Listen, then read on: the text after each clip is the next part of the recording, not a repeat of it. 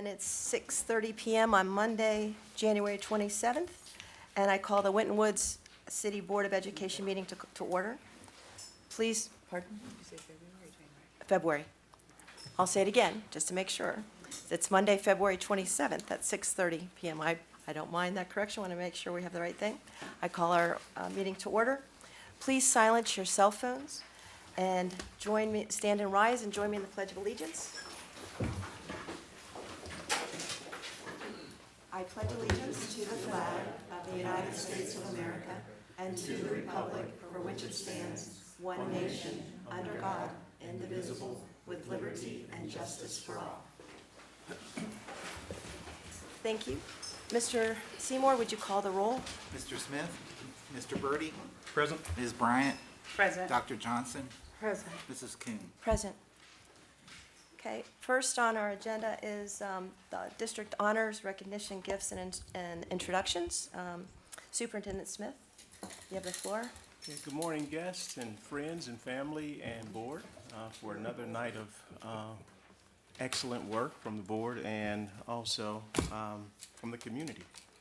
The first person I'm going to bring up is Drew Jackson, and she's going to talk a little bit about not just the Night of Freedom, but the elegant Night of Freedom. Hello, everyone. My name is Drew Jackson. I'm the Community and Public Engagement Coordinator. Thank you, Board. Thank you, Superintendent. So, yes, we have two exciting Night of Freedom events. The first one is next Thursday. It's here, actually, our South Campus, kindergarten through 6th grade, and then the following Thursday, March 16th, at the North Campus with our 7th grade through 12th grade students. So the Night of Freedom is a student project and presentation exhibition. So we are just excited to see what our students are going to showcase, and we're excited to see our community, parents, staff. It gives everyone an opportunity to get to know one another and our students. So we hope to see you there, and thank you for coming tonight. Did you put the elegant part in there? Oh yes, it's an elegant Night of Freedom, so we encourage everyone to wear formal attire. Ooh, formal. Ooh, the gloves and all? I'm gonna go get some. Yeah, this is the time to rush out right now. Get some. All right, our Do you want to go? first recognition will be to, where's Jasmine Seibert? Jasmine Seibert. So you were selected as the superintendent selection for this incredible piece. So, Miss Carol Becky Young, stand up for a minute, please. So we've been doing this little kind of tag team deal, and what we do is she goes around and selects the art, because she's an artist, of course, and then she won't tell me who she selected, and then I see if I select the same piece. And for the last few times, we've been selecting the same piece, which means she is a professional artist, which means in turn that I must be one. All right, okay. So, you with that? Okay, all right, so we're in the same club? All right. So the first person, Jasmine, that piece is absolutely incredible. The hands, are those centipedes? Okay, all right.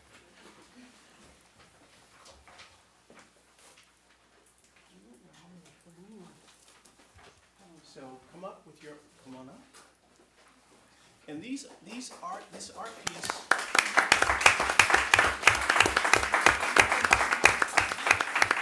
all of our art pieces are professionally framed by our friends at Emeritus, okay?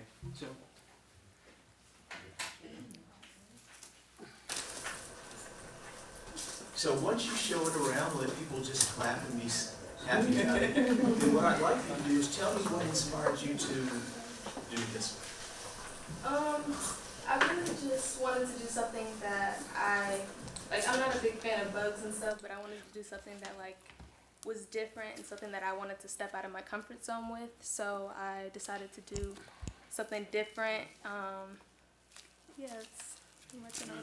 So when we first saw the piece, when I first saw the piece, I was excited. I thought it was bracelets, and Miss Jordan was a little scared of it, so that's why I had to bring it up. All right, but if you get a chance, I'd like for people to see it up close. It is absolutely great detail. It is very, very amazing work. And who did you bring with you tonight? I brought my dad and my mom. Dad and Mom, come up for a photo. Can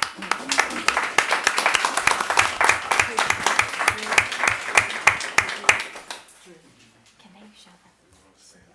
Stand in front of the podium so all you all can get in here. Yeah, Yeah, maybe. you have to be in the picture. Tell her something that she doesn't want to be in the picture. Do you want to show the artwork so the camera can see it and our folks at home can appreciate it? Yes, nice.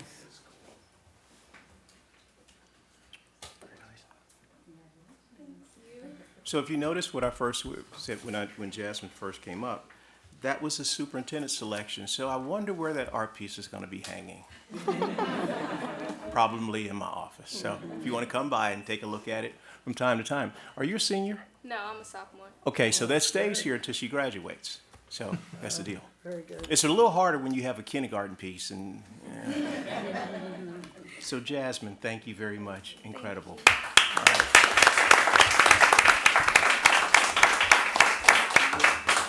Yeah, I'm going to take this back because I saw Dad looking at it like this.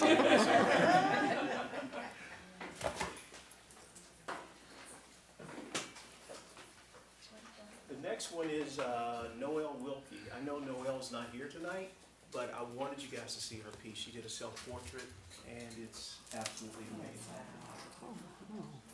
Wow. That is fantastic.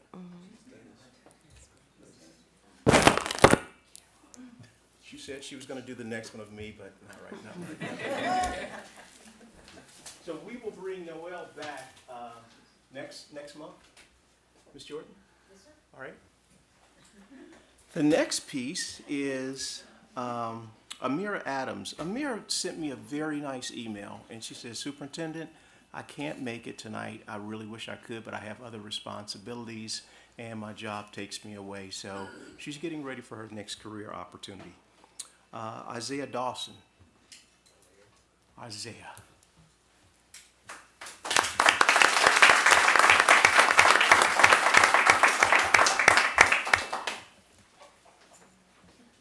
Wow. This looks pretty awesome. Pass that to Isaiah. Isaiah, when you hold that up, this is really like a sort of like a remembrance piece, because that's how I feel after board meetings. So, tell a little bit about what inspired you to do this one. It was like a skull project, so I'm not used to like drawing skulls, so it's new. I know how to shape a little bit, so I just tried something new, and it turned out. It turned out great. You tried something new. It turned out great.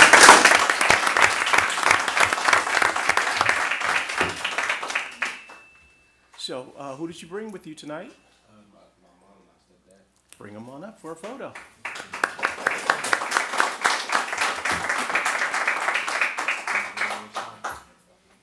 Isaiah, you have to tell me who's the artist in the family other than you. Which one? To your right or left?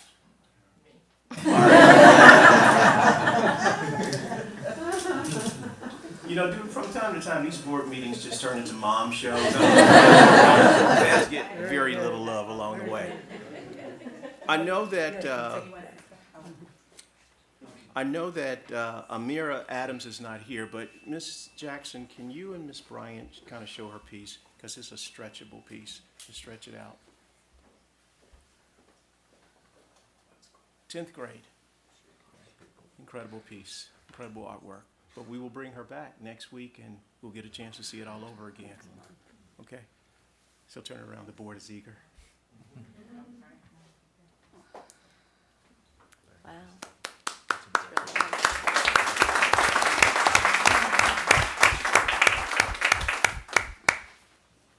All right.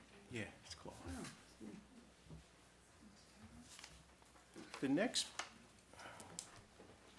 The next award is a Kiwanis Character is Key Award for Citizenship.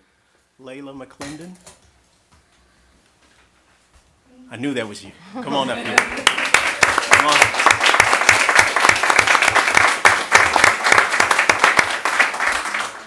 Where is Miss Goins? Miss Goins, when I read this great write-up that you presented about Layla, can you come up and join her, please?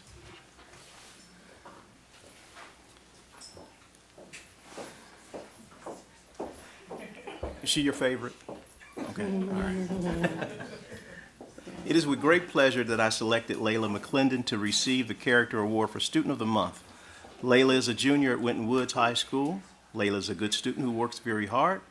Layla is very quiet, deliberate in her actions, and very responsible in handling her obligations. She is always very helpful to teachers and classmates. Layla recently attended the Anthony Munoz Foundation 2022 Youth Leadership Seminar in Warren County in November. Layla was a very active participant at the seminar, which made an impression to many of her peers, was how she reacted out to a participant at the high school in Warren County. Here's the part that's so compelling. A young lady was speaking in a group about how differently she was treated due to the fact that she is a biracial person. The treatment she has received at the school has been difficult for the young lady.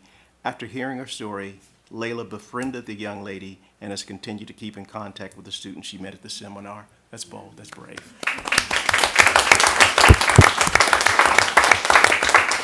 Also, Layla and two others attended the West Point Society Leadership and Ethics Seminar in early February. Her leadership and great character qualities are the reason for Layla being selected to attend the seminar. Layla was very active in engaging in the groups that included students from many schools around the tri-state area. She often began the conversations in the group. Once again, Layla made an impression with her group mates, and they all agreed to continue conversations by setting up a group chat. I've known Layla since she came to Winton Woods as a freshman. She has always been very pleasant, caring, and helpful. I've watched her mature into such a lovely young lady who, through her interaction with others, lets them know they matter. That's beautiful.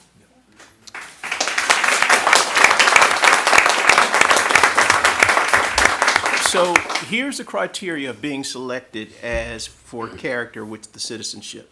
Citizenship means doing your share for the school and community to make it a better place for all students and citizens, getting involved in community affairs, becoming informed, voting, being a good neighbor, obeying laws and rules, respecting authority, and protecting the environment. The Kiwanis Character is Key Citizenship Award is sponsored by the Green Hills Forest Park Kiwanis Club, a partner of Winton Woods City Schools. Students who are honored receive a La Rosa's gift card. So there's a gift card attached.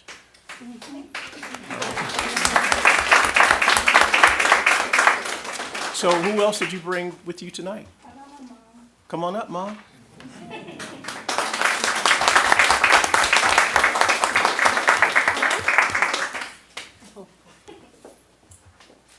you want the Kiwanis person over there too? Yeah. Should you bring up our Kiwanis? Is there a Kiwanis representative yes, here yes, we tonight? do. Oh, Yeah. sorry, come on. Yeah. She's enjoying the presentation too. Congratulations.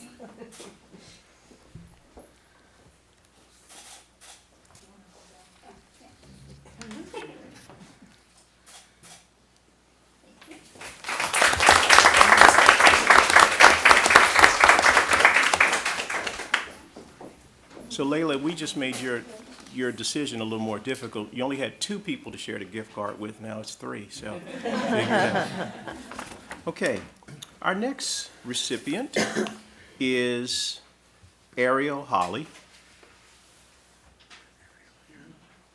Okay, we will save her for the next time. Mr. Beischel wrote a very compelling story about her and how she volunteered for the college fair and everything, so we'll definitely bring her back again.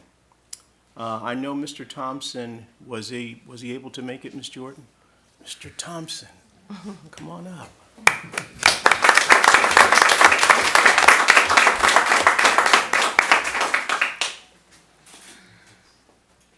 Now, there's a very impressive part about Josh, and one of the things that you guys need to know, football takes a lot of time and energy, And when we extended ourselves beyond into the playoffs, it took more days and more games and more practices.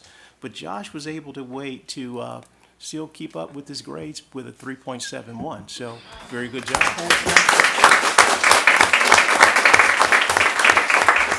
So this is from Coach Chad Murphy. Josh is a proud member of our Warriors football team. He is a count on me type of guy. He is always where he's supposed to be when he's supposed to be there. He's a hard worker day in and day out.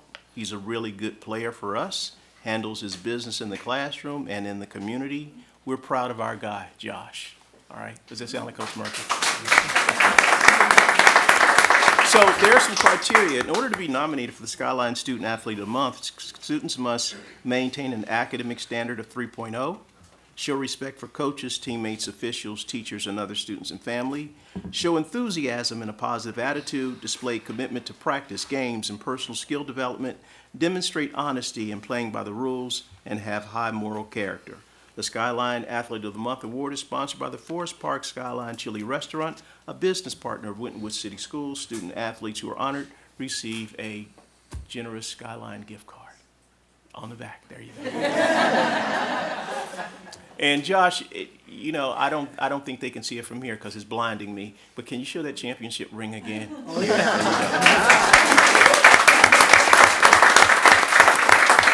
Josh, say a few words. Tell us about what inspires you to be who you are.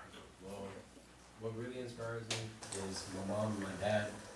They just work so hard just to keep all of their kids happy, taking care of all of us. And I just strive to be like them when I get older and stuff.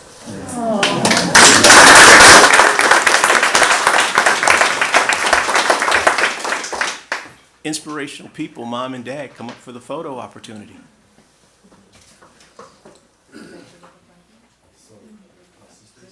Sister, come on up. Brother, the whole family.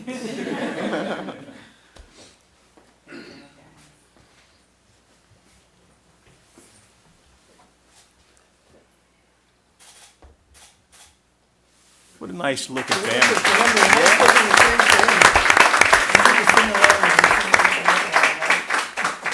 We should try to talk to someone, get that picture up on a big billboard out there somewhere. All right, is Miss Plummer here tonight? Okay, I'd like to bring up a lady that I've known for a while. She's absolutely an amazing teacher, Miss Brooke Rice.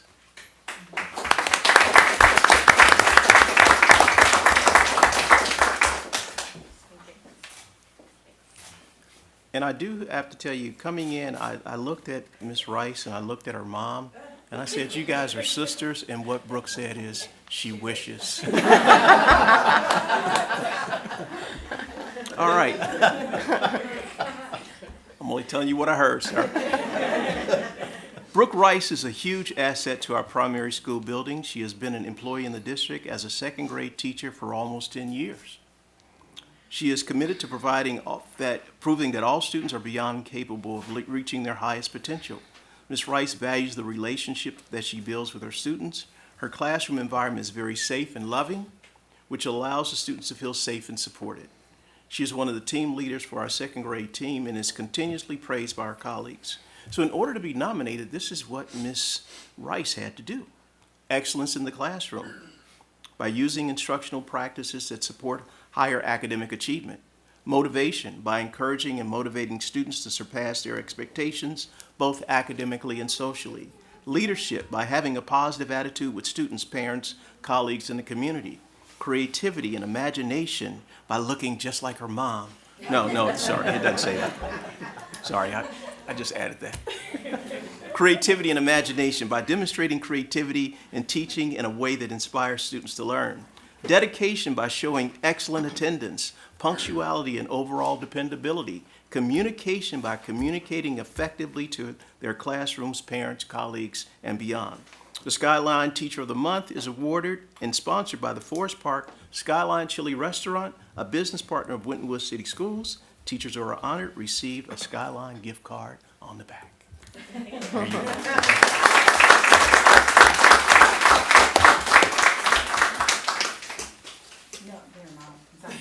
Sorry?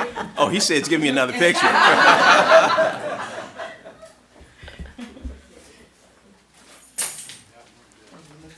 They do.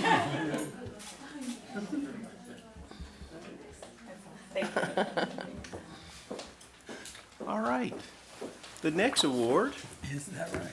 goes to, let me make sure I have my notes right, Yeah, that's right, I'm sure she does. Mr. Leonard Booth. Is Mr. Booth here tonight?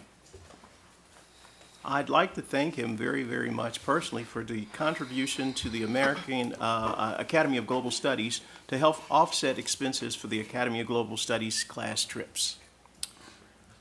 Mr. and Mrs. Bill Spillman, come on up.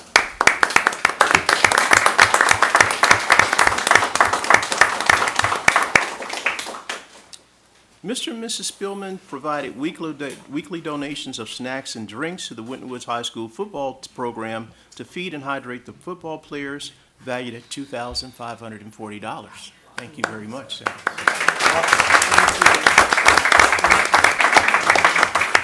So,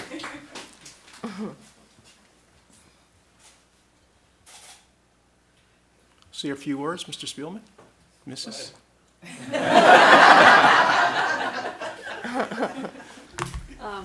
I also want to say that we can't, this was our part, but we also had friends that helped us, and they also contributed the same amount to the football team.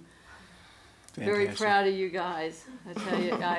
And then on Fridays, we always brought in like 12 dozen cookies, homemade cookies, and our neighbors helped us make those too for the kids before their games. And I just want to say all the boys that I met when we would come, they were very helpful with bringing in the food. Very, very friendly, very kind, very respectful. And you just have a fantastic team. And I'm so glad that Miss Courtney Wilson introduced me to Coach Murphy, and that's how we got started with helping the guys. And it's been a real privilege. I wish I knew them more better. Wish I knew them better. But hopefully in the years to come, we'll get to know them more. So, Way to very go. proud.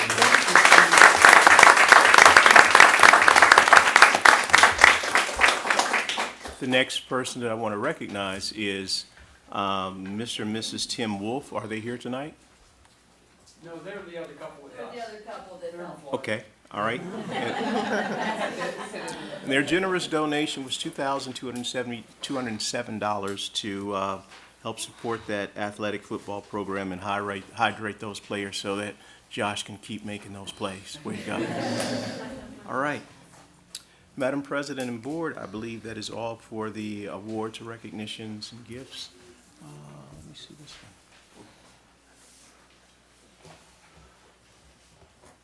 Oh, yeah, I call this person, but they weren't here. Mr. Booz. All right, thank you. Okay. Thank you, Superintendent Smith. I want to thank all of our wonderful recipients. It's well earned. You guys are wonderful representatives of our school district. I want to appreciate the artists and your talent, the citizenship that our students present, just amazing people that our district is developing and putting out there for our future. And thank you very much. And our special thanks to those that give gifts generously from our community, because without our community, we can't make this work. So it's a joint effort from our students, our parents, and our community together. And that's what we want to work to continue building and growing that opportunity. So thank you again to Mr. and Mrs. Spielman, to your friends, and to Mr. Leonard Booz, who also contributed. Anybody else that wants to contribute? Pardon? Ms. Jackson, when you Oh, yeah. finish, Ms. Jackson would like to, while we still have people in the audience, Yeah. she would like to show the Night of Freedom. Great, yes, and opportunity. we have a production just for your viewing, so.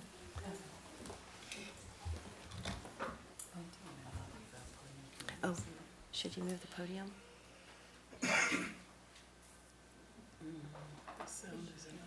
Can you guys see? Okay. Can you see? Okay.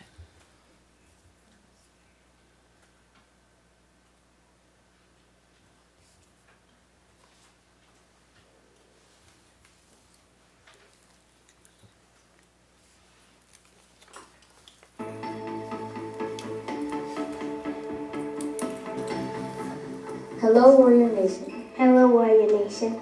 Hello, Warrior families, community members, stakeholders, and our Warrior Nation. We want to see you at Winwood City School biggest night of the year, the annual Night of Freedom event. What will be at this event? Get ready for exciting student project presentations, powerful musical performances, a beautiful art gallery, delicious food, and more. Join us March 9th at the South Campus for grades 1 through 6 from 5:30 to 7:30 p.m. And on March 16th at the North Campus for grades 7 through 12 from 5:30 to 7:30 p.m. All are welcome to attend. This year the theme is An Elegant Night of Freedom. So dress up and wear your best clothes. We hope to see you there. We want to see you there. We want to see you. And as always, go Warriors. And as always, go Warriors.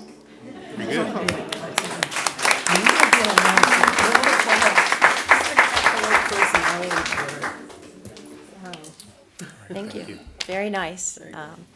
And with that, we'll take a short break, and then we'll resume in 5 minutes or less. So, all right, we're calling the meeting to order. Our next agenda point is public comments, and we do have one public comment this evening, Mr. Bill Spielman. Thank you. Thank you. And you have 3 minutes uninterrupted time for the board. So. Again, my name is Bill Spielman. I live in the village, and there's a lot of presentations at school board meetings by concerned citizens about the books that are in the elementary schools, whether it's the classroom or the library, where they become very sexually explicit or almost pornographic. And I'm sure that there's nothing like that in our schools, but I just wanted to bring it up and say, let's not, if we have any question, let's set that aside and make sure it's okay with parents.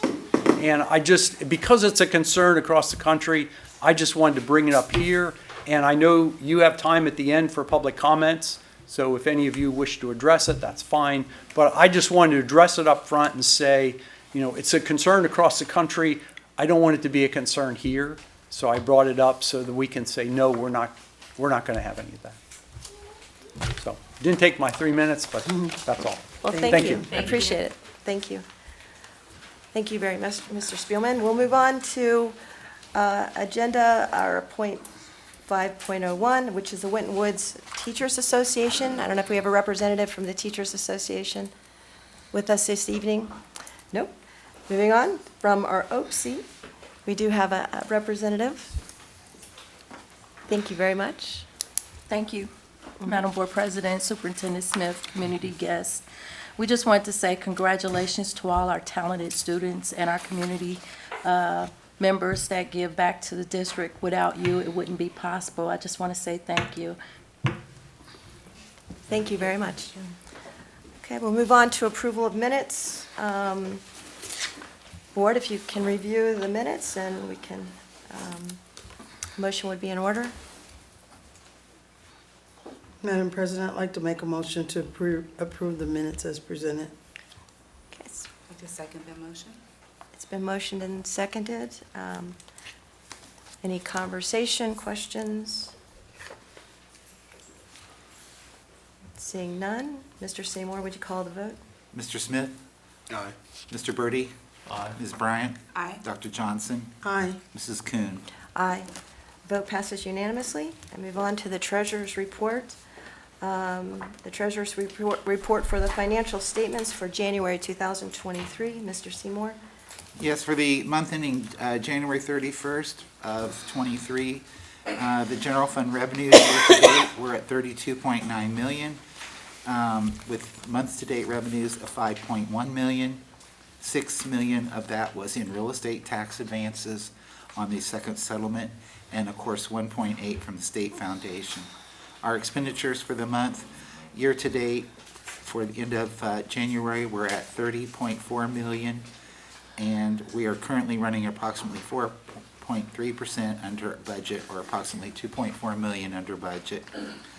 And for the month of January, you probably noticed that the expenditures for benefits were up, but the month of January is when the Board of Education makes its contribution to all the employees who have health savings accounts and take the high deductible health plan.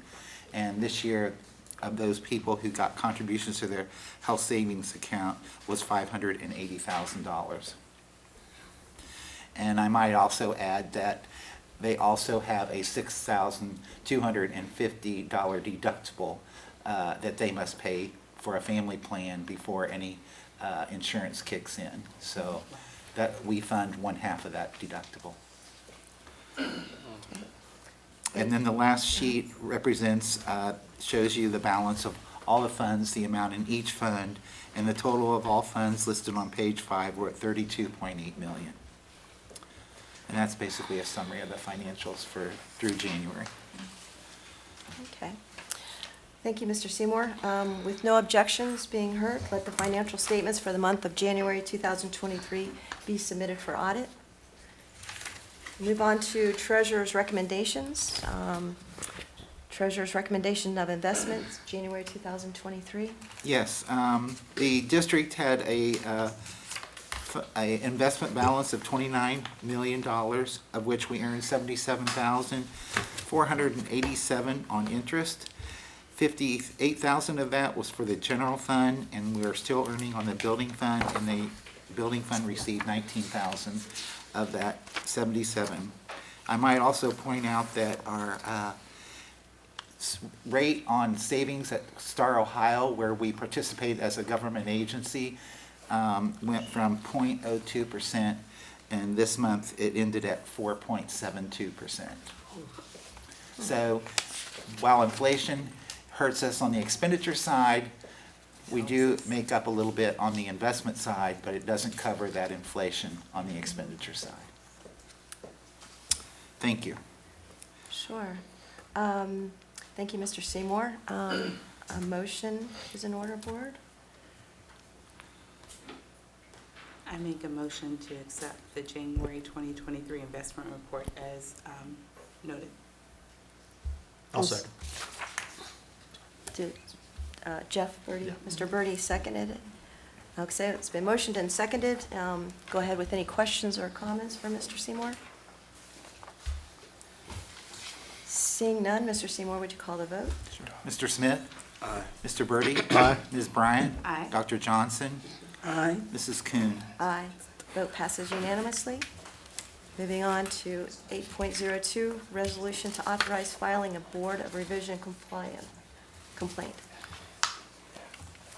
Yes, here I'm asking the Board of Education, as you know, the rules have changed. We have always, Winton Woods has always had a practice of filing with the Board of Revisions whenever a commercial property sells. And if that commercial property sells for more than it's on the tax duplicate at the county auditor, the Board of Education, well, or the administration has always filed with the Board of Revisions to ask the county auditor to assess it at the sales price. Because if the appraisal is current appraised value or assessed value is way low than the sales price, that's a good reason to adjust that to benefit the schools for real estate taxes, because it's an arm's length transaction, and that also tells you what the fair market value of that property is. With the change in the rules, we had to start beginning in January 23rd, getting permission from the board to go ahead and file those complaints with the Board of Revision. And I'm asking you to approve 2 complaints with 2 separate resolutions tonight to file with the Hamilton County Board of Revisions. Okay. Thank you. Board? I'd like to make a motion to approve the resolutions to authorize filing of the 2 Board of Revisions complaints as presented. I'll second. It's been motioned and seconded. Any questions, comments, discussion? I do have a question. And Mr. Seymour, do you know the time frame from the time the complaint is filed to the time we get a resolution? It depends upon how soon the board, they hear them, the complaints. They set up a whole schedule. We just have a time frame in which to notify the company then to file the resolution, and then they set the schedule. And if they don't get to it before settlement, it's always adjusted backwards. Okay, thank you. Thank you. Any other questions? It's almost a year-long process. Okay. Okay. I think we've explored that enough. Mr. Seymour, would you like to call the vote, please? Mr. Smith?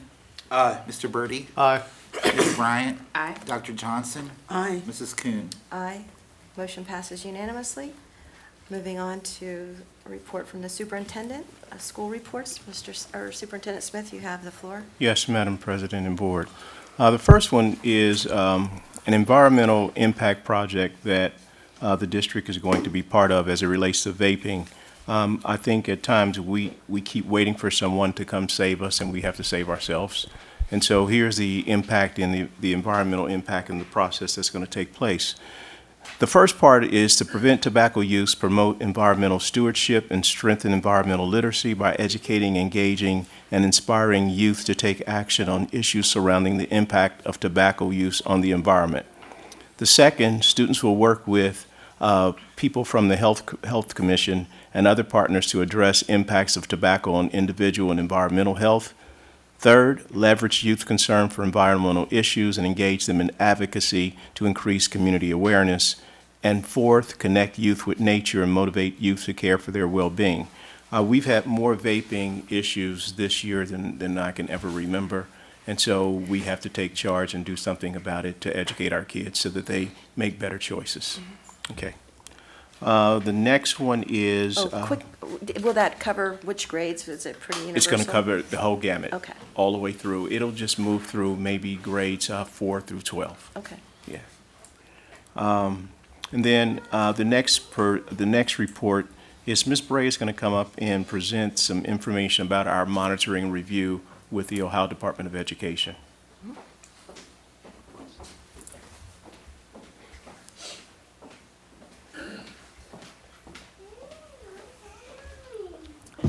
Good evening, Board.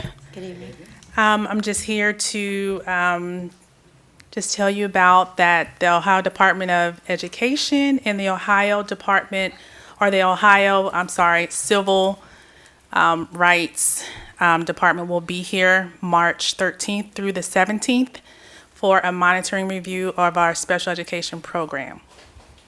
And so what they're doing with that is they're just looking to see what our processes are, to encourage us to do new and innovative ideas that are out there that are trending, and just kind of just seeing what we're doing as a district. We were selected by the state. There were other districts that were selected this year. Last year there were a few around in our area that were selected now, and now it's our turn. So in the past we called it an audit. Now they're calling it a monitoring review. And so it's been over 15 years since Winton Woods has had one, so our time is up. So we just wanted you to be aware that there's a monitoring review, and I am 100% confident that Ms. Bray is on top of it, making sure that all the documents are available for the monitoring team. Are there any questions? You said it's been 15 years since we've had one. Is there a cycle of when Or they at least, review? no, there's not a cycle. There could be some things that have happened in our district, or something that may have come up that could have sparked something. But there's no cycle, there's no magic number. But from just talking to other districts and meeting with other directors in other areas, when I told them, when they asked me, when's the last time you've had a review? And I said, I don't know. And so they said, your time is up. And so one of the personnel at ODE said, I don't remember the last time Winton Woods had one. So here we are. And then what's their process? Do they provide you with a report? And then are there So things yes. that we have to do as a district? Yeah, so Or- they'll come out, they'll observe classrooms, and what they're checking for is to see what we are implementing in our IEPs, if the students are being serviced. And if they see any trends happening, they will give us suggestions for better practices. So I see it as a positive. I'm looking for suggestions of improvement because that's what we want in our district is excellence. So I'm looking forward to it. Thank you. You're welcome. Thank you. And again, Board, these school reports are really for information. The next report will be the revised administrative guidelines. They're administrative guidelines 5421A, and I'm going to have Mr. Martin and Dr. Ragland come up and give the overview for it. But while they're on their way up, and Mr. Armstead, yes. No, I'm doing this first. Okay, so come on up, guys.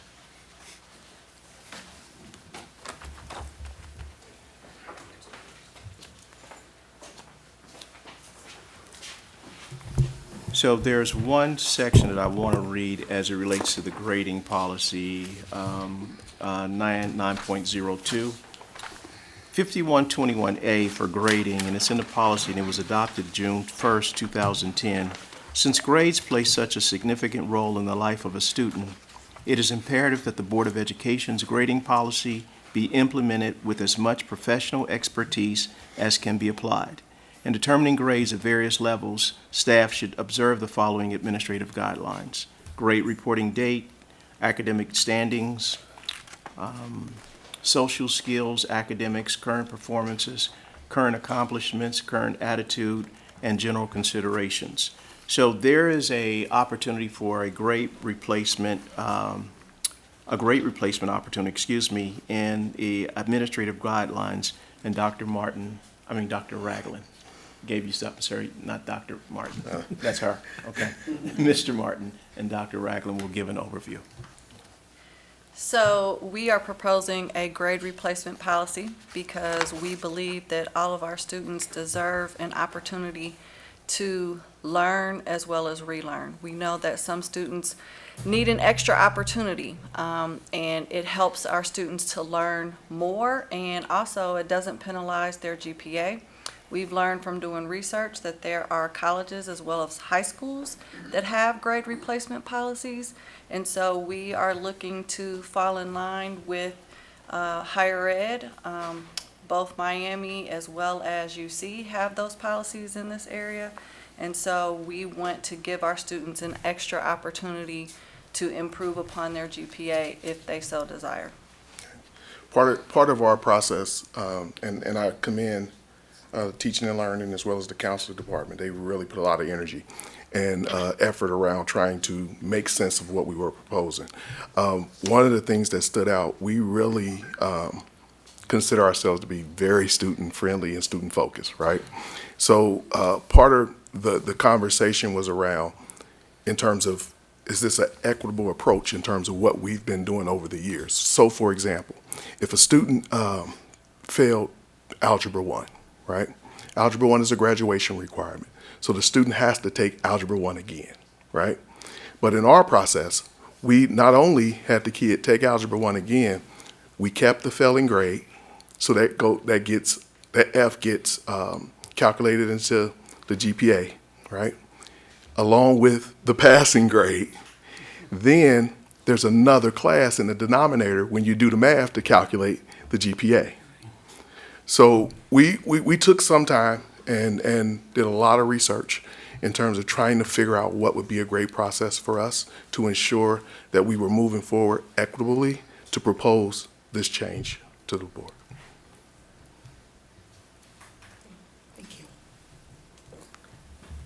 One thing I want to point out is that we are not proposing that students have the opportunity to replace every grade. They're only being allowed the opportunity to replace core content classes, which include math, science, social studies, language arts, and world language. Which are also graduation requirements. We also put into the language and the expectation that a student can apply, because this isn't just you failed it and you get this opportunity. There's a whole application process that involves the parents and the counseling department, and it goes in front of the school, and then we make a decision about the student's opportunity to apply. But they have to go through that process in order for us to really make sure that everybody understands how important it is that we move forward with that. And along with that application, we want to know why they want to take the class a second time. What happened to them during the first time that they're here in this process? So we hope to gather that feedback too. That will also help us to improve upon what we do. The other thing is that we're offering opportunities for credit recovery in a different way. And we currently offer it. We offer Credit Flex. We offer credit recovery online through Plato. But we have the unique ability, because we've purchased Performance Matters, in that teachers can now track student learning by standards. And because of that, they could literally say and develop a plan with the teacher that they only need to do certain standards, because the state of Ohio says you don't have to sit for a whole year anymore. You've done that already. All you need to do is focus on what you didn't get that first time. I think it's also a good point to point out that if you failed a class, you're eligible to apply. If you received a D in the course, you're eligible to apply. This isn't one of those situations to where you got a B and you want an A. That's not what we're doing here. What we're doing here is, the standard that we're attempting to set, a D isn't passing. You may have gotten the credit, but the D is unacceptable. The C is kind of unacceptable. We really want to push kids to move beyond their comfort zone and not just have that mentality of we're just going to get by. So it was a lot of energy, a lot of thought. We tried to be as thoughtful as possible in terms of presenting this opportunity to the superintendent for you guys to kind of review it, make a decision about it, and hopefully move forward in the best interest of our kids. And again, it's another opportunity for us to be equitable. Mr. Martin and Dr. Ragland, so I saw your team of like 7 or 8 people when you first proposed this and brought it to me.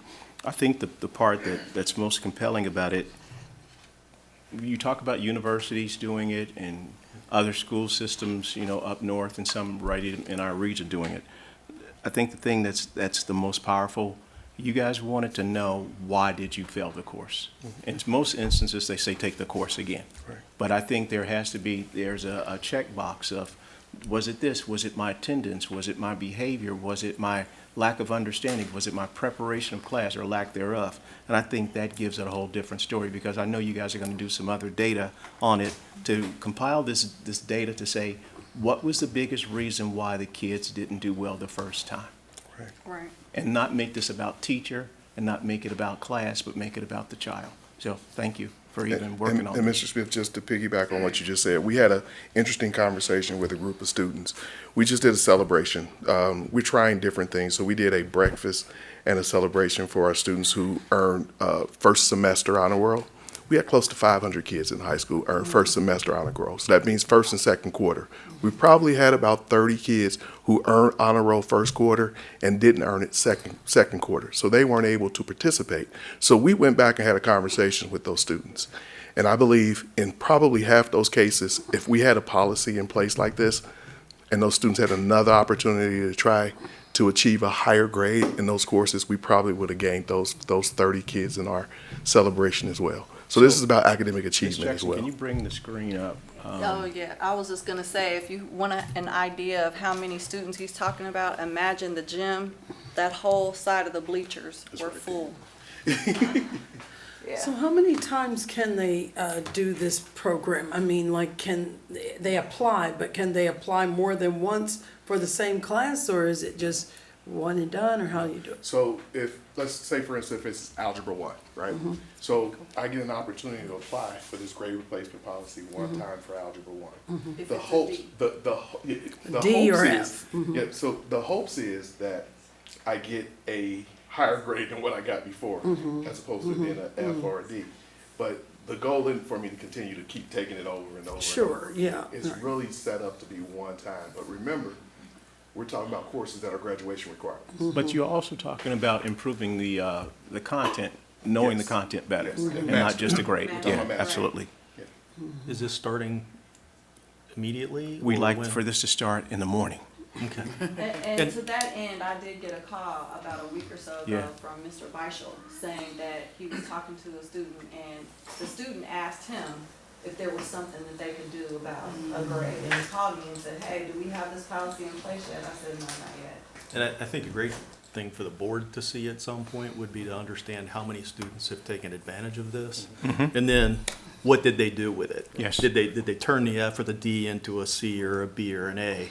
At some point, I'm sure, not And once it right moves, away, but once it moves through the process, it gives us an opportunity to really get in front of our parents and articulate the expectations around this, and really let them know that they got a voice and a part in playing if they want their kid to have another opportunity. Well, the other part is, so there's some space. I was concerned about the space in the student schedule to really make this work. And young people who participate in activities will get a waiver for phys ed by doing 2 consecutive years. That means they're developing that space. They can take a course more rigorous, or they can go and do a replacement course. So it's not a penalty at this point, it's an opportunity. And to that end, we already offer credit recovery. That's not new. Any student who fails a class, if they need to retake it because it's a graduation requirement, But it's the averaging. they have to do it. But we don't replace the grade. That's the difference. And we had a conversation, I think it was very robust at the board, so we're real excited about this opportunity, because really the main goal is for the students to understand the content and to pass. If they didn't get it the first time around, it's important that they have an opportunity to learn it. For whatever the reason is, it's good that you're evaluating why, so we don't do this madness, you do the same thing over and over again. And I think it gives students an opportunity to, without feeling penalized, it may motivate them to try harder if they think they have a clean slate to some extent, a way to. So I think that's important. I appreciate taking the energy and evaluating how we can better fit the needs of our students so that they learn. That's really what we're here for. Ms. Coombe, the 2 classes that have failed the most across the country is Algebra 1 and English 9. And then it's also an opportunity, as a parent, any advantage I get as a parent to help with the cost of college. Right. And people won't, you wouldn't believe how small of an increment is the decision with the kid getting a scholarship or not, or accessing some money. We live it every single day, and it's real competitive, and we want our kids to have every opportunity to get as much scholarship money as possible, to ease the burden on their families as they pay for higher education. I want to say thank you guys so much for doing that, because having worked in higher ed and understanding those great replacement policies, that just because you had an F your freshman year or something happened, you're new, whatever, that shouldn't follow you, that you have that opportunity to kind of learn and grow, and that makes it better. So for those of you watching, know that this is a phenomenal opportunity for students and something unique that you may not see in the K-12 world, but you do see it in higher ed. So we want to give our students every opportunity to live their best life and to celebrate their successes. We don't want to be defined by failures. We all have them. So thank you guys for doing your due diligence and listening to the students, and giving the parents an opportunity to say, look, my kid can get this scholarship now because they don't have this F still on their transcript after taking the class over and getting a B, but the F's still there, so we can get rid of that. So thank you. Yeah, and to encourage other students later on down the line when this thing gets really moving. I know Mr. Verdi says he'd like to see some data, and I think that would be powerful. I'd like to see some kids come back and talk about this experience. This is what changed it for me, which would make it good for other people. So, there we go. Great. Thank you, guys. Thank you, guys. Thank you. thank you.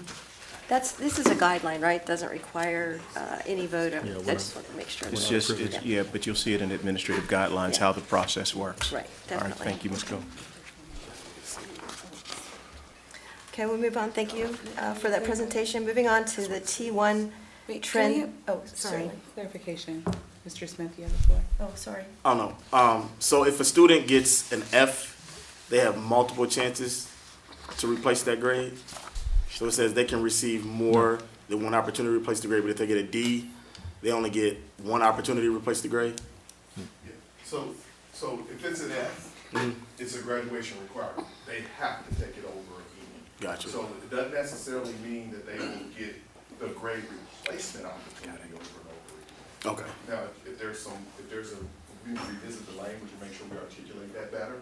However, if it's a graduation requirement, they can't graduate without passing the course anyway. Yeah, I think we may want to state that because when I read it, because I'm all for it, because I mean that's what they do on the collegiate level. Because I've done it many times myself at the collegiate level. Truth be told.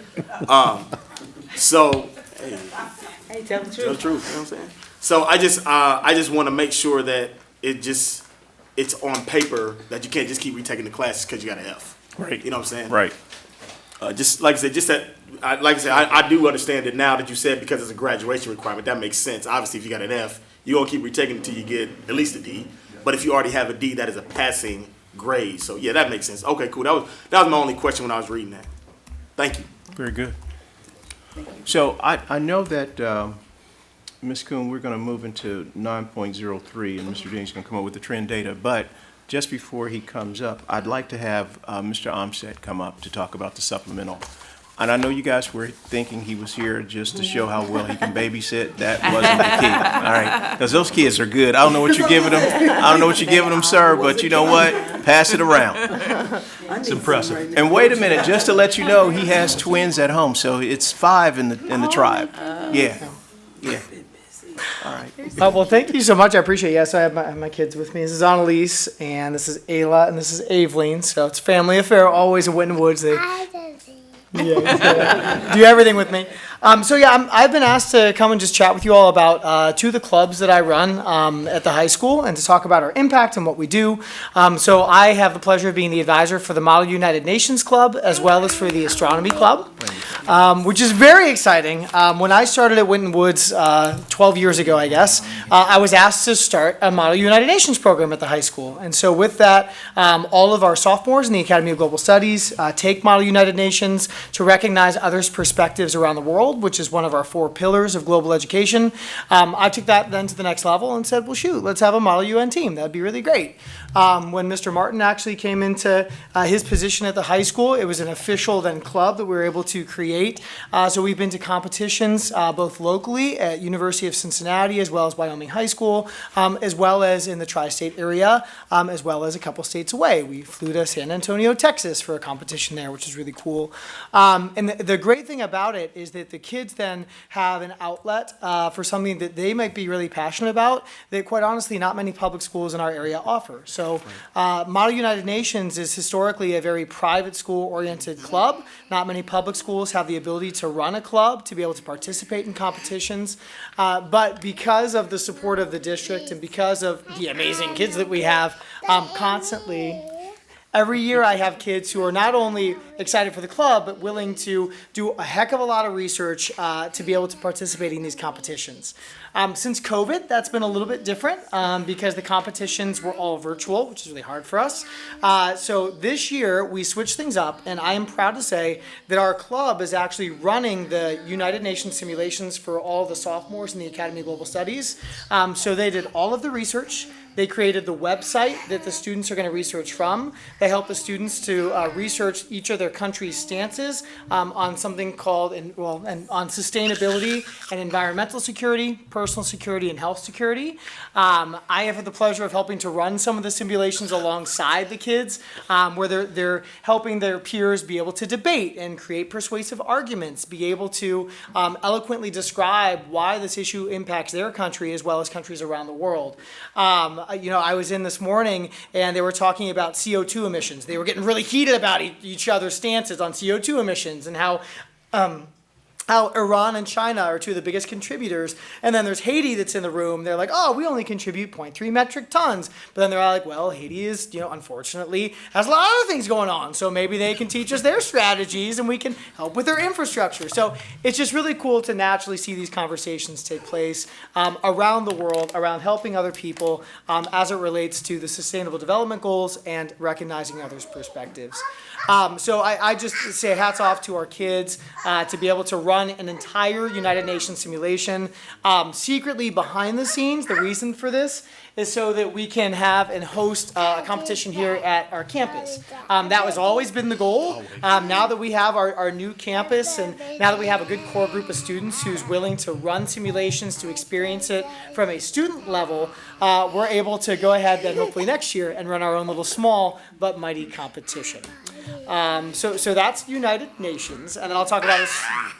So the baby stuff formula stuff is wearing off? It's trending? Whatever you gave them back there was working? Yeah. They just love attention, you know, they really do. All right. So next thing is going to be Astronomy Club. So this year we also have really jumped. This year, we have jump-started our astronomy club. And so I have a group of about 10 students I meet with. And what's cool is the first meeting, I just asked the kids, I was like, listen, why do you want to learn about astronomy? I love space because it's related to math and science, but why do you want to learn about space? And so the kids came up with kind of a series of things they wanted to talk about. They wanted to talk about the planets. They wanted to talk about black holes. They wanted to talk about the universe. They got real deep and they're like, what about the metaverse, Mr. A? I was like, all right, sweet, let's talk about that, multiple universes. They wanted to learn how to actually use a telescope. And so I brought in my mother and father-in-law's telescope that's digital, but a really, really good telescope so they can figure out how to do a triangulation of stars and be able to look up at the sky and make it mean something. So we've met a couple of times now, and the kids are just enthralled by the unknowns of space. And low-key, I'm super excited for tomorrow's meeting because I don't know if anybody heard, but in the news, they just discovered a brand new thing in space with the James Webb Telescope, and that the way that we originally thought galaxies were formed is now completely null and void. So textbooks now are going to have to be rewritten because instead of the universe being 13.7 billion years old, they found galaxies that are 13.5 billion light years away, which means that the way we think galaxies are formed is either completely wrong, that they're formed a lot quicker, or the universe is much, much, much older than we originally anticipated. So super cool things just to discuss with the kids and help hopefully inspire them to want to go into STEM careers that relate to it. So, Hey, I have one challenge for you, sir. Yeah. Your next meeting, when you come and do your presentation about the Astronomy Club, bring some of your kids, give us some video, and bring all 5 of the girls. I'll do it.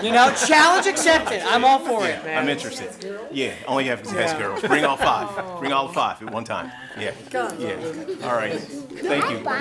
You get an applause for that. Yeah. Thank you. I appreciate that.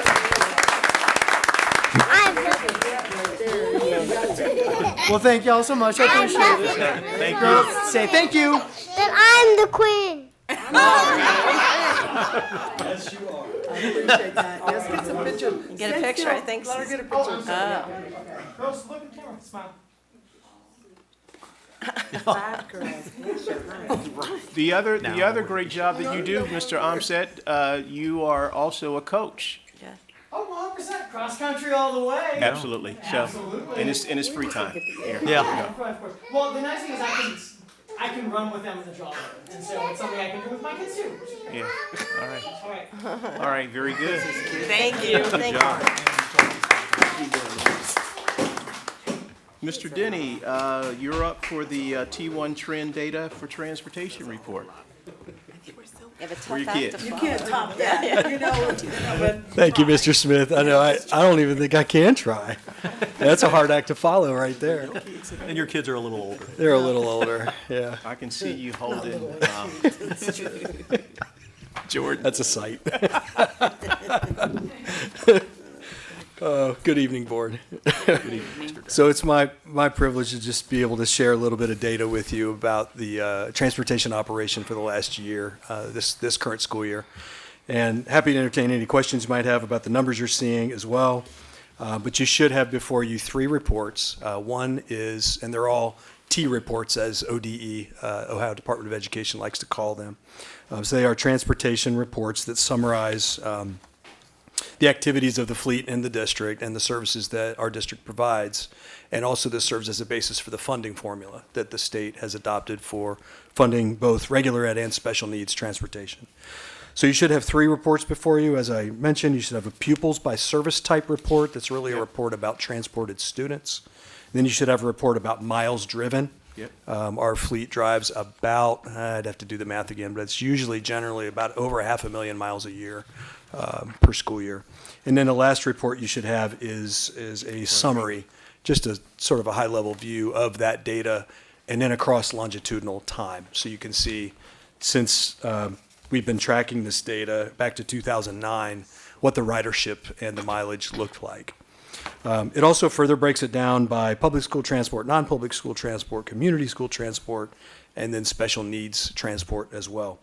And just in looking at the trend data, we do see about a 2.6% increase in ridership over last year. So that's the longitudinal piece. Whole number. Whole number, 2,840 students transported. And this is a snapshot in October. It's the first full week of October. It's a snapshot. The district has the opportunity, which we almost always do, of updating again based on January data. So it's as accurate as it can be. But yeah, so it's as high as it's been since the early teens. 2010 was a high mark, whereas almost 3,000 students. It was 2,958. But we're now right back in that territory again, 2011, 2012. So we are seeing increased ridership. Because I want to make a point about that. Your whole number again, 2,000. 840. And there's usually, on an average, about 12 complaints a day. We'd like to get that to 0, but we're trending in the right direction. Not to put you on the spot, but from a daily miles driven, or the 500,000, per year, has that gone up since we've got the 2 new buildings? Or, and I could look this up because I know we do this every year, but I was just kind of wondering if you have a sense as to It's a good question. how that's changed. It's a really good question. Of course, you've got the anomaly. We almost have to toss it out. 2021, which was the COVID year. That was the October right after the pandemic. It shows that we transported 263 students. So throwing that out, that was the year that we, let's see, is that the year we opened it? Yes, it is. We moved in March of 21.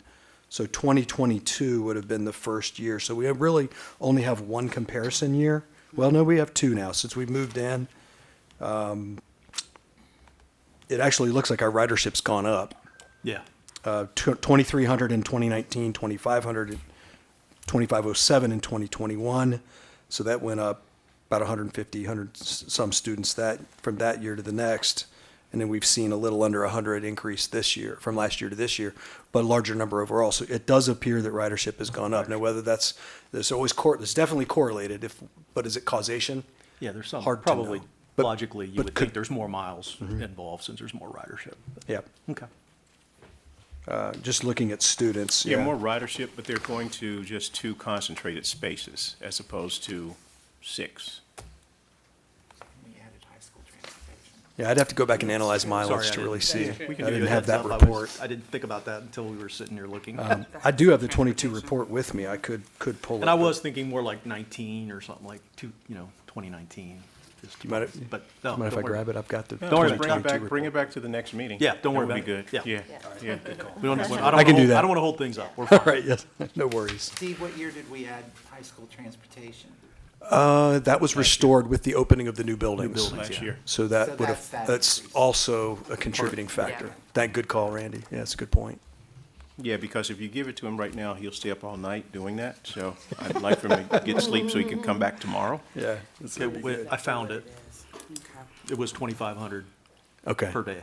Yeah, So- and Randy makes a great point. The So reinstitution you're up almost 20%. 4 grades worth of Yeah, busing. from where we were. Just Yeah. because of that. Very good. Okay. Okay. Thank you. Thank you. Thank you. Appreciate it.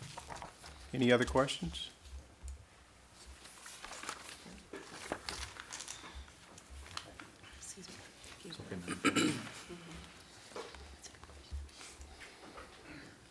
Move on to, Mr. Smith, you want to move on to the first read? 9.04, yes, Madam President. The first one, and to the board and to the public, I read these policies out loud, the numbers, in case the public wants to look at policies and review them themselves, they can know exactly where we are. So the first one is 6700 Finances Fair Labor Standards. The second policy, and these are all first reads. The board will be voting on these policies next month. 3120.04 Professional Staff Employment of Substitutes. 3120.08 Professional Staff Employment of Personnel for Co-curricular, extracurricular activities. Policy 5111, Students Eligibility of Resident, Non-resident Students. 5335, Students Care of Students with Chronic Health Conditions. And then on 5336, Ms. Spray is going to come back next month and give a overview and a report on diabetes. Now, because we have to do some other things. So next month, you'll have more time to kind of give it in the school report. So I know you're always ready, so thank you. And then 7217, property and weapons. And again, board, these are all first reads. We try to give you no more than 7 at a time, so that you have a chance to look at them thoroughly, and these will be voted on at the next meeting in March. Thank you, Superintendent Smith. Moving on to 9.05, facilities update. Facilities update, Mr. Denny.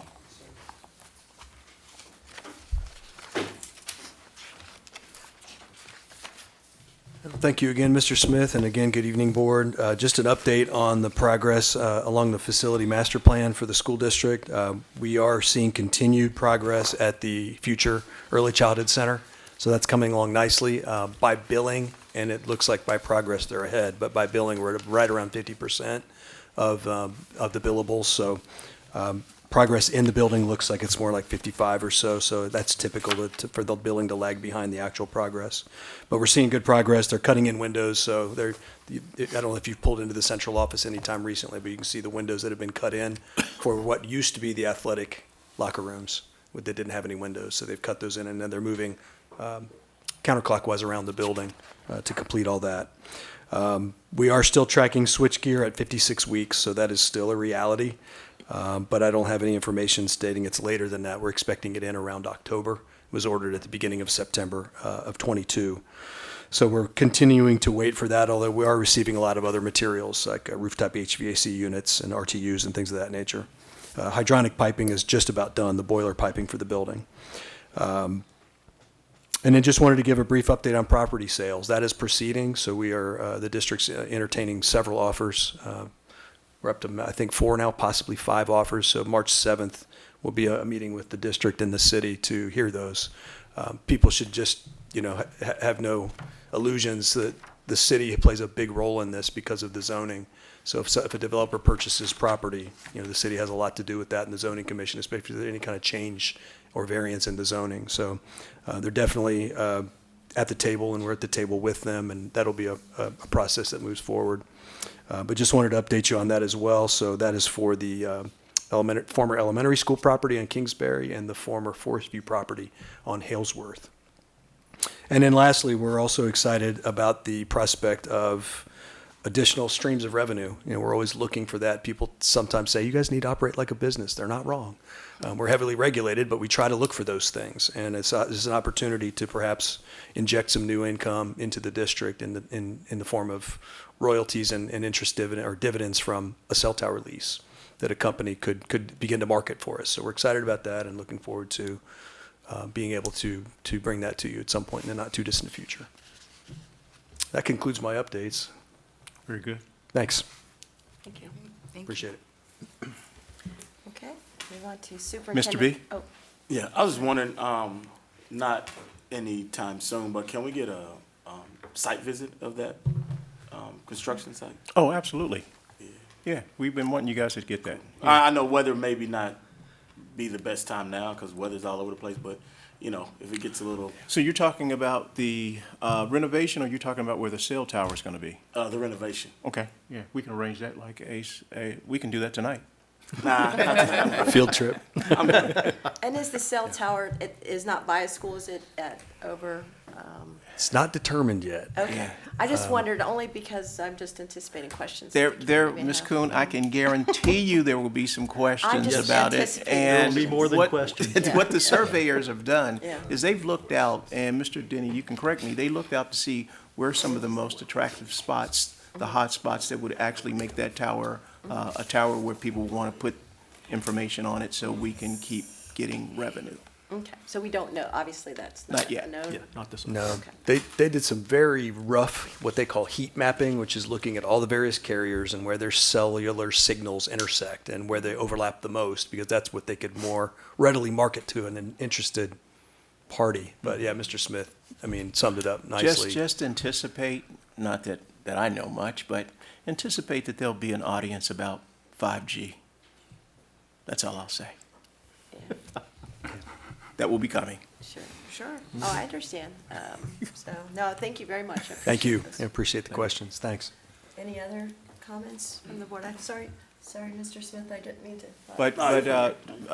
Mr. Smith, we can, and it doesn't have to be all 5. It can be, whatever fits your schedule. Because the tour of the facility, when you see it, you'll see that we're actually taking things through all the way from the top to the bottom. There's nothing in there that's original in order to make it safe and reliable and fair for students and staff. But we can do it, but the tour probably will take you no longer than 30 minutes. Okay. Thank you. I appreciate that. Yes.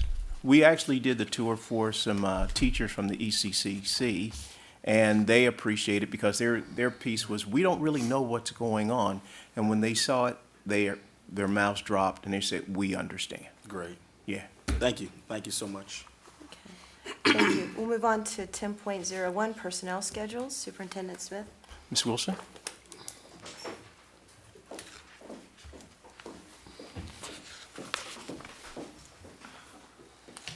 Okay, good evening. Before you, you have Schedule A, resignations and retirements.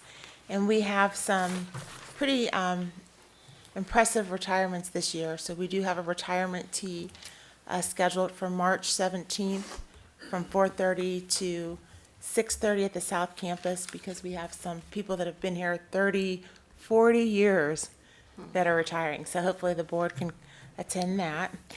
Schedule B in front of you, which is certificated staff. Schedule C, which is support staff. Schedule D, which are supplementals. Schedule E, leaves, and we do have a Schedule M, which is terminations. Do you have any questions? Ms. Wilson, Dr. Johnson had a question as it relates to Ms. Schedule Hassert. C. Yeah, Schedule C. Ms. Hassert, can you elaborate on that one? Do we need to do a motion? Schedule Oh, C. let's do it. perhaps, yes, Sorry. that would be wise. My fault. Board, I'd like to make a motion, and we'll work from there. I'll make a motion to approve the personnel schedules as presented. I'll second. Okay, it's been motioned and seconded, so we'll continue the conversation. So you want to know about Ms. Hassert's Yeah, there employment? were, her name was there 3 different times, so I was just kind of trying to get. So like, she's currently an employee for, or was an employee for us, and she was a aide crossing and a crossing guard. And so what she's done is she is going back to school, and so is stepping away from her full-time aide position.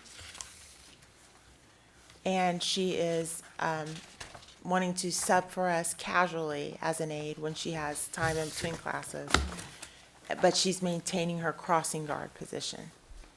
Okay, so just depending on whatever job she's doing, that's what pay rate she's Yes. gonna get paid at. That's what this is. That's why we have 3 different pay rates. Yes, Okay, that's Good fine. I catch. get that. And she does a great job out here at the. yeah, she Well, I really know does. that she building does. I in the just was mornings. kind of confused why she had 3 different pay rates. That's what Right. so that explains it then, like, that she's gonna be doing 3 different jobs.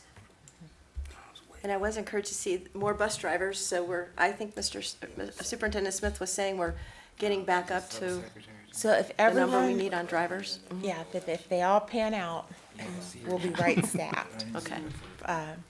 because we've hired quite a few. So- But the competition is fierce. Yeah. Okay, good.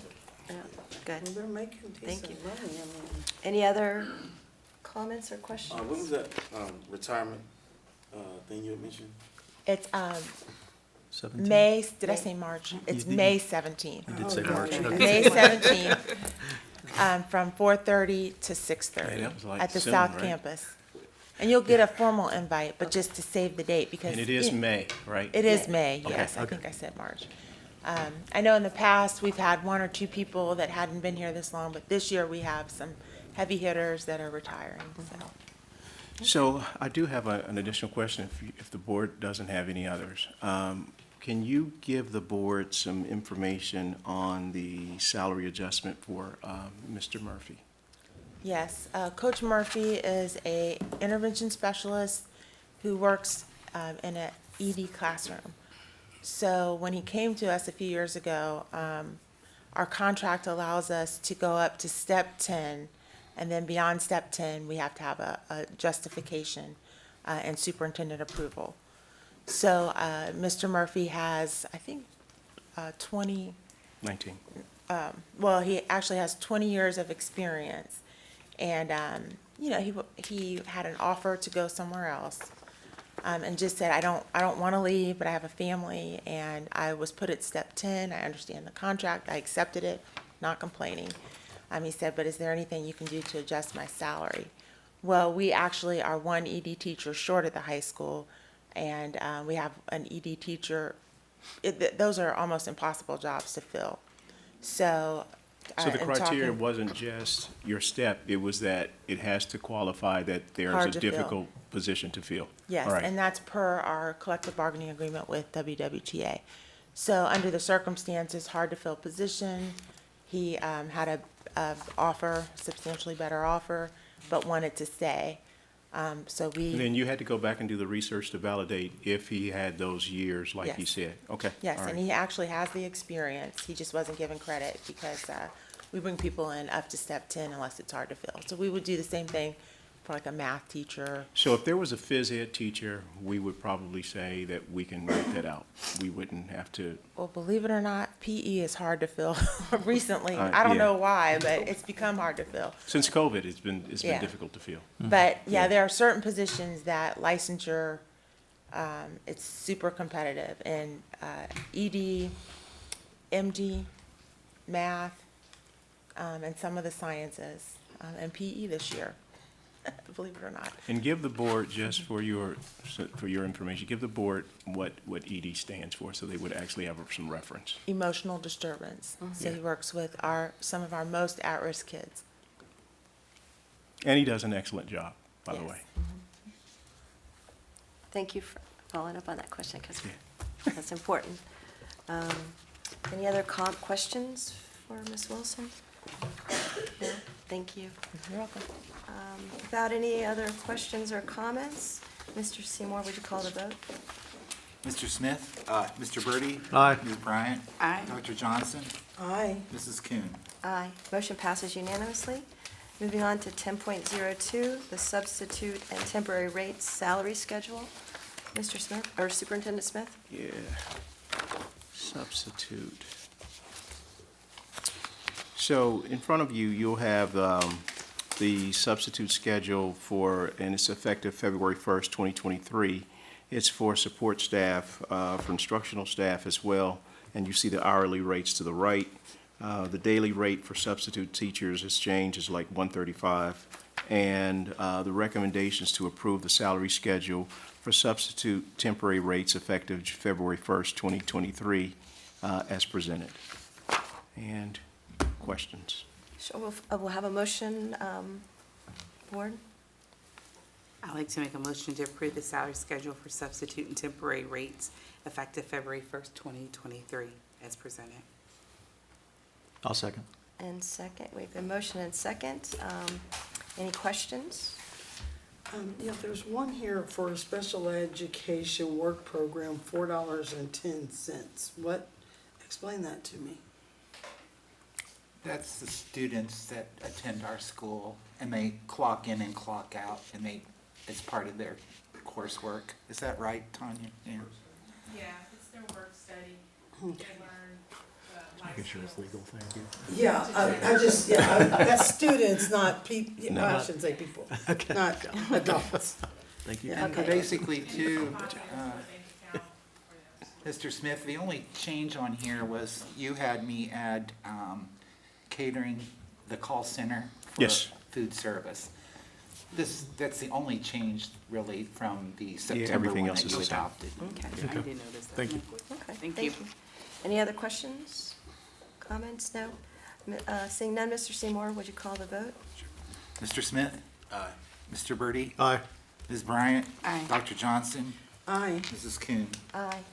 Vote passes unanimously. Moving on to 10.03, a proposal for overnight extended student trip with the Winton Woods High School Marching Band over Memorial Day weekend to Chicago. Yes, the recommendation is to approve the proposal for overnight extended student trip from May 26th, 27th, and 28th as presented.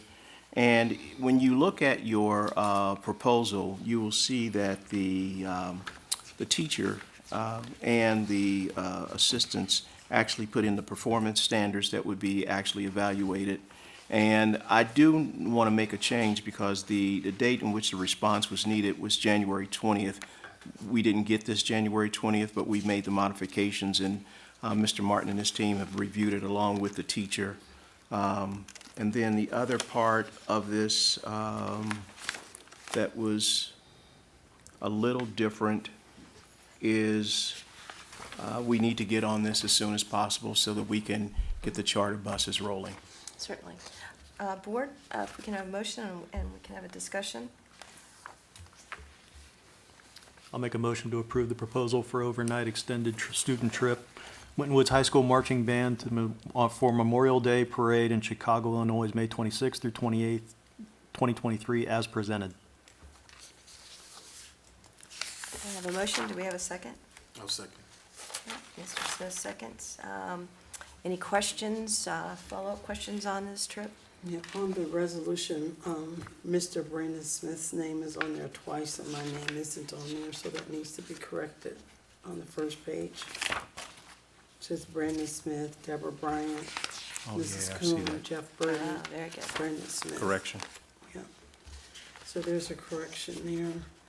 And the other thing that I was looking for, I guess, in here, and maybe I overlooked it, we had discussed that this trip was after our seniors had graduated, and we talked about some sort of waiver or something that they were going to be.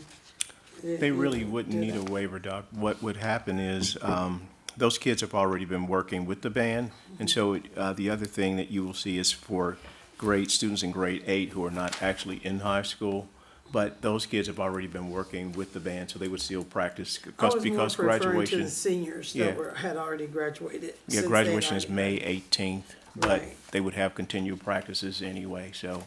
So they going as chaperones or they going as students? They're going as former students that are performing with the band out of their goodwill. Okay. Yeah, I appreciate that the students that were deprived an opportunity during COVID to travel, at least they have an opportunity as graduating seniors to at least have that fill in that chance of travel that they otherwise would have normally had under normal circumstances. I think it's very enriching, and I appreciate that the district understood that and tried to make accommodations to best help those students. I think that's most applauded. Thank you. Yeah, Mr. Martin, I do wanted to say one thing that needs to be added on the itinerary in number 5. It has what arrangements have been made for dealing with emergency situations, and I know what Dr. Johnson is alluding to, but I'd like to add one other piece. There's a call to 911 first if there's a problem, and then there's a call to parents, but I do not see that there's a call to administrators, so that needs to be added in there, that the administrator will get that call. I just received some additional information as to how what's proposed to deal with difficult situations or unforeseen situations, and that was added in there, and I'll make the update and make sure we get it. Yeah, the one other piece, since it's motor coach, I'd like to see if there's one of the district vans that can go along too, just in case as a trailer, in case something happens that we may need to modify. Not just the 2 motor coaches, but a district van as well. Thank you. Any other questions from the board? Okay, seeing none, Mr. Seymour, would you call the vote? Mr. Smith? Aye. Mr. Birdie? Aye. Ms. Bryant? Aye. Dr. Johnson? Aye. Mrs. Coon? Aye. Vote passes unanimously. Moving on to 10.04, Policy 5113, Open Enrollment. Superintendent Smith? Okay, to approve policy 5113, open enrollment, as presented.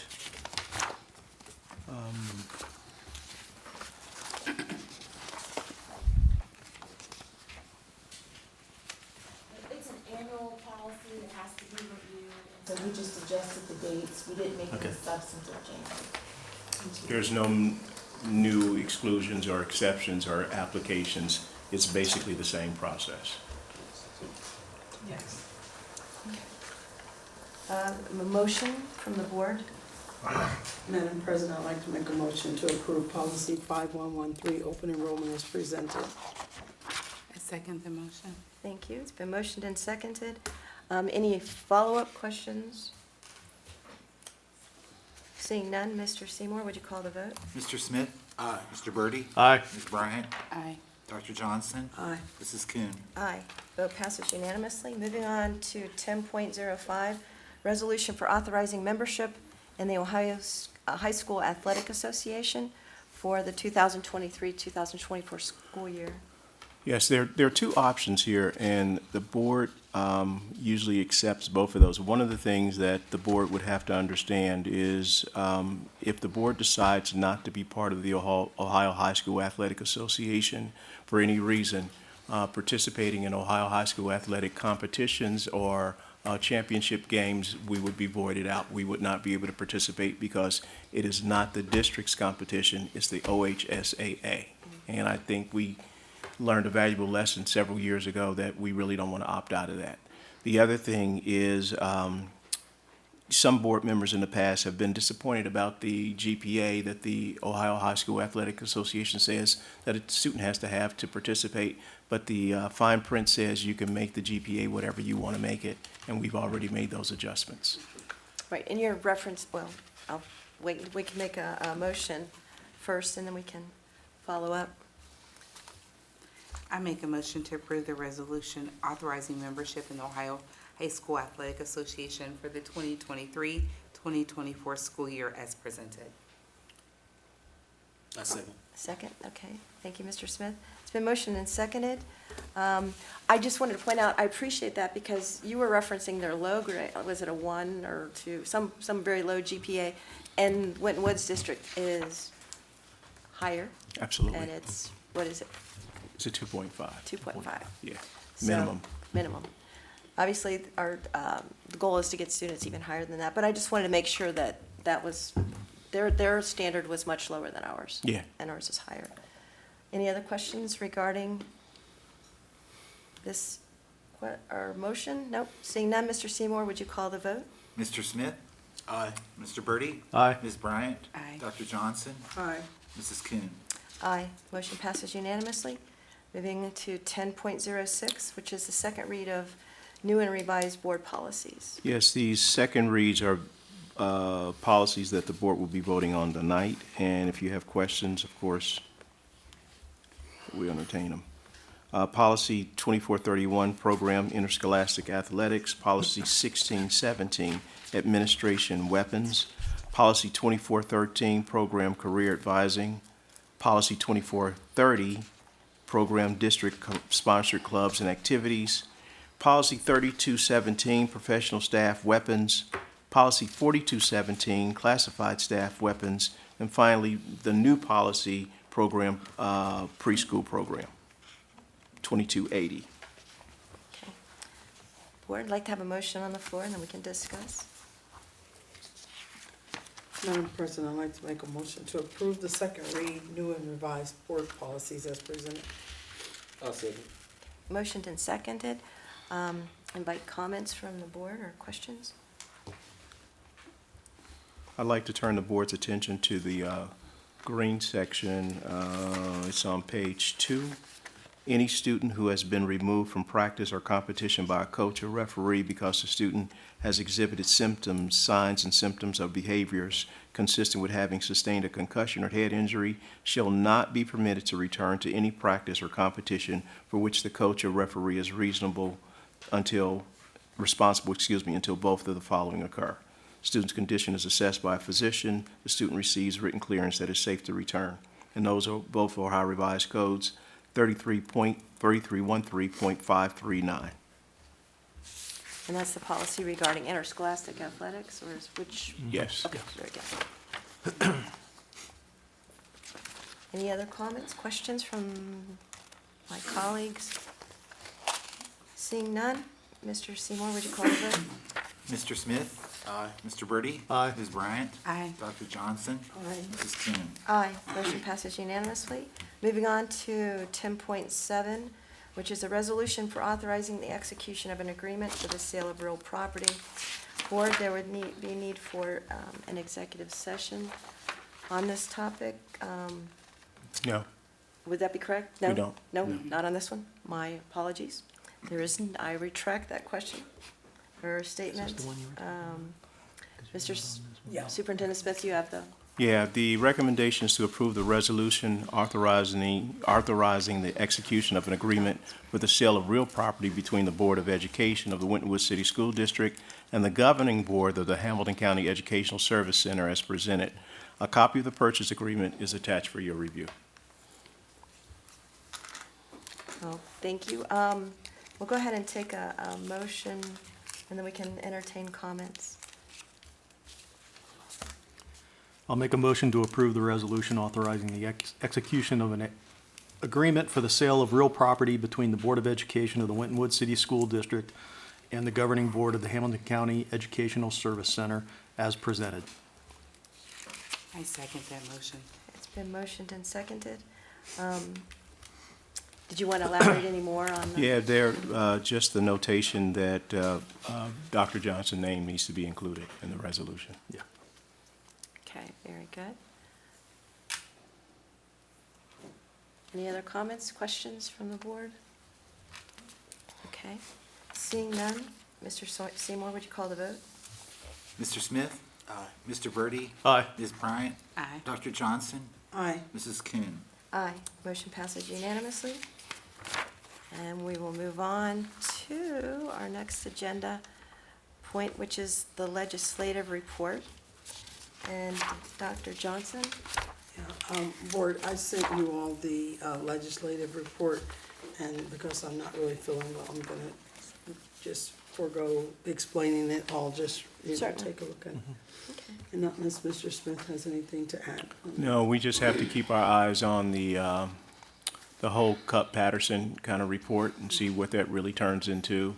And then the other one is a lot of activity around transgender, those kiddos and how they're supposed to be treated in school and what our responsibilities are.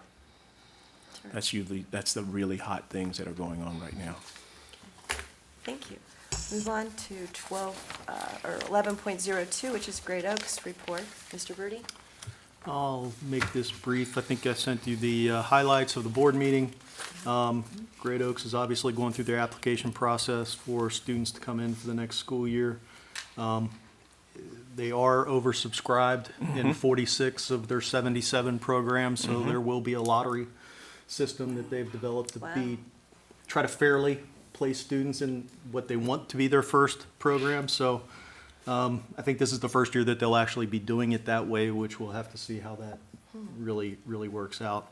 We did have 7 students who were recognized in the Spotlight on Students from Winton Woods. We had Madison Perkins, who's in cosmetology, and she received first place in a skills contest for estheticians. Betsy Sanchez Trejo, she was in the HOSA competition, 3rd place for prepared speaking. And HOSA is actually like a healthcare occupation student association of America. So, and it's an international organization, and the competitions are pretty, I think, extensive. So, and then we had Ashlani Duart received 3rd place in the HOSA competition under sports medicine. Thomas Buckman received 2nd place in sports medicine. And then Archana Thapa received 2nd place in what they call the HOSA Bowl. And to be honest, I'm not exactly sure what that is. But and then Ariana Bess received 2nd place as well in the HOSA Bowl. And Brian Castaneda received 2nd place in public service announcement. And those were the Winton Woods students that were recognized. Thank you. Thank you, Mr. Birdie. Moving on to 12.01, which is, I don't believe we have any board motions or any recommendations.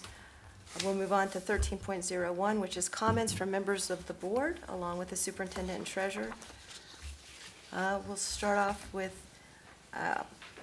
I know Mr. Seymour usually doesn't, so I don't want to make an You assumption. just want to start with me and get it fast? I will. I'll just go through let's check that off. He wants to talk a lot this Dr. Johnson? Yes, you Yeah, I just want to say thank you to all of our partners that partnership with us, and congratulations to all our awards recipients tonight. And to keep in mind that just in, I guess in the next week or so, we have the Elegant Night of Freedom that we want everybody to come out to. So that's it. Thank you. Ms. Bryant? You know, I think Dr. Johnson said it best. I'm going to just say ditto. Thank you very much. Thank you. Mr. Smith, Brandon Smith? Once again, thank you to all the staff and all those who work within the district to make the district a district of excellence. We appreciate the hard work that you do. My hats off to those people at the talent show that I did not get to make, but I heard great things about it. So kudos to those people there, and to all of our award recipients and those who are continuing the partnership with the district. We appreciate it, because like many of my colleagues said, we couldn't do it without you, and we would never want to do it without you. So continue that partnership. We greatly appreciate it. Go Warriors. Thank you. Mr. Birdie? I'll say pretty much everything they said. Great presentation by Mr. Amstutz, and having the hosting the competition for the Model United Nations Club would be pretty interesting to see. So with that, thank you to everybody. Superintendent Smith? Yes, I'm excited of two major things. And number one, kudos to Mr. Martin and his team, the athletic directors. We were able to secure an additional trainer because our athletic program is expanding at no additional fee. So we have 2 trainers now that really can take care of the kids' needs. So that was a stretch. Most districts have 1. We were excited that Mercy is providing 2. And then the other one is when you see the teachers, the staff, any people that work in the ECCC, give them a hug, give them a pat on the back, because they're enduring dealing with the old building and everybody else has new, and it just wears them down. It's, you know, when we all had old, it was okay.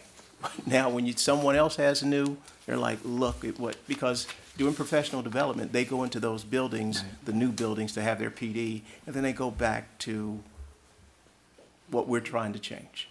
So, but they are very, very excited, and they're very positive about the influences that we have on the modifications, and they understand, and they are very patient. They just had to see it for themselves, and once they saw it, they're saying, we get it. Very good. Yeah. Thank you. I want to thank our community and those people that support our community with their actions and deeds and their treasure. And we have some examples tonight. We're inviting our community to be engaged with our public schools for their success. We're here working each and every day. We appreciate the staff and our students and everything that everybody does, because it's a team effort to really accomplish and get to where we want to go. We're never, ever there. We have very high standards, so I appreciate the opportunity to serve our community. With that, there is a need to go into executive session. This time it's really true. And I would entertain a motion. Madam President, I'd like to make a motion to enter into executive session for the purpose of discussing complaints against a public employee or official. I'll second. It's been motioned and seconded. Mr. Seymour, would you call the vote? Sure. Mr. Smith? Aye. Mr. Birdie? Yes, you Aye. Ms. Bryant? Aye. Dr. Johnson? Aye. Mrs. Kuhn? Aye. Motion passes unanimously. There would be no action taken after this at all. So I would like to thank Waycross Media for covering our event, or our event. It's an event. We have an event every month. Come back. Ms. Kuhn? Our meeting. Mhm. One other comment. Sure. Thank you for your technology. I mean, I don't know if you guys see the new technology. Yeah. He's a gizmo wizard. You got this thing over to the right that captures everything. I saw that. Yeah, right. That's the first thing I saw. And he wanted to put that there. He wanted to put that there, especially to catch all the expressions of Brandon Smith. So there we go. So we got everything right there Hey, for I you. need a camera for myself. I'm a very exciting person. Yeah, we have more and more cameras all around here, so started off with one a long time ago. But thank you very much. We'll go ahead and go to executive session. Thank you. There's